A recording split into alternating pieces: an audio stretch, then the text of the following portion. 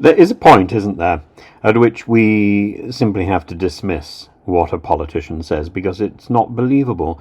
Jeremy Hunt, the Chancellor, rather than the Spoonerism king, Jeremy Hunt has said that he did not know until the 11th hour that Rishi Sunak was going to abolish the link from Birmingham to Manchester of HS2. Well, we knew a month ago. We knew a week ago, certainly. We knew a week ago. A month ago is perhaps an exaggeration, but we knew a week ago.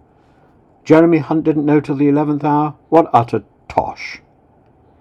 Anyway, Rishi Sunak has been flip-flopping around the place. Not so much with the dismissal of the Northern Link of HS2, but with all his stuff with the private initiative.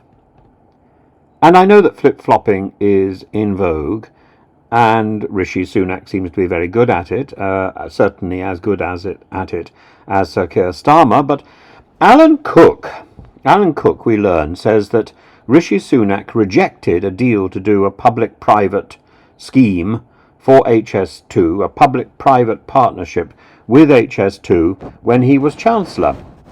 And now he adopts almost exactly the same scheme now that he is Prime Minister. Interesting.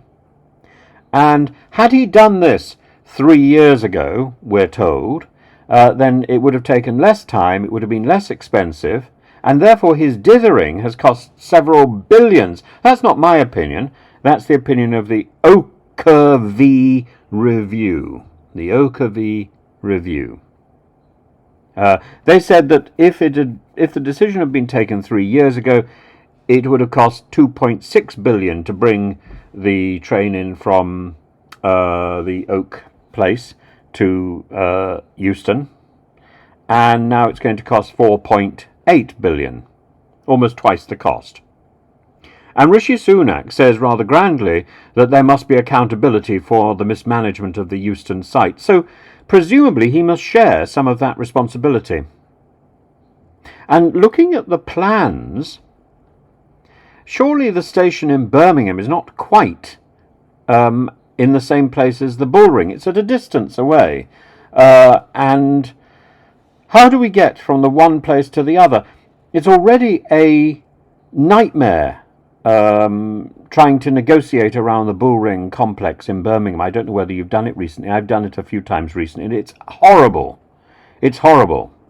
So will HS2 make that significantly more problematic? I suspect it will, adding further time and frustration to a journey that's supposed to be quicker, as well as more incomprehensible signage and unhelpful staff.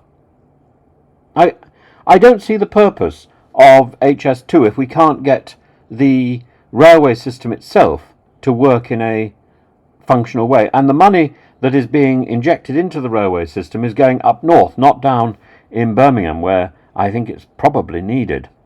So the Lendlease people say they want to help, and Jeremy Hunt, I suppose, is going to make all this possible. But then Jeremy Hunt will probably say, "Oh, I wanted something else." You know, at this moment, can you trust anybody in the present government to say or do anything, because they've got an eye on their election prospects? They've not really got an eye on the future, and this is part of our problem. We need to have a commitment in government to be thinking in the long term rather than the short term. And HS2 is a long-term investment, and it's got riddled with short-term election opportunities, or short-term election chaos and catastrophe.